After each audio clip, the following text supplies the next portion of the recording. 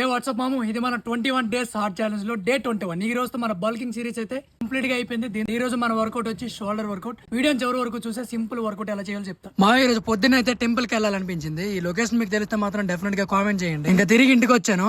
ఒక 1 మంత్ నుంచి బాధడే అసలు తగ్గట్లేదు. రోజైతే మంది షోల్డర్ వర్కౌట్ అని చెప్పాను కదా, కాబట్టి దానికోసం అయితే ఫస్ట్ వేరియేషన్ అయితే సింగిల్ హ్యాండ్ తో సైడ్ రైజెస్ చేసి షోల్డర్ వర్కౌట్ చేసేటప్పుడు స్టార్టింగ్ లో మాత్రం చిన్న వెయిట్ తో మాత్రమే చేయండి. మన ఫస్ట్ వేరియేషన్ అయితే అయిపోయింది. ఇదైతే సెకండ్ వేరియేషన్ అయితే ఫ్రంట్ రైజెస్ చేస్తున్నా. సో దీనికోసం మీ దగ్గర ఉన్న డంబిల్ ని ఫ్రంట్ కి అయితే రైజ్ చేయండి సరిపోతుంది. ఇదైతే థర్డ్ వేరియేషన్. దీని పేరే ఓవర్ హెడ్ డంబిల్ ప్రెస్. ఇది డంబిల్ తో చేస్తే డంబిల్ ప్రెస్ లేదా బార్బిల్ తో చేస్తే బార్బిల్ ప్రెస్ అంటారు. ఇది మన ఫోర్త్ వేరియేషన్ లో లాటరల్ రైజెస్ చేస్తున్నాం. షోల్డర్ వర్కౌట్ లో ఇది one of the best variation. దీన్ని మాత్రం స్కిప్ చేయమాకండి.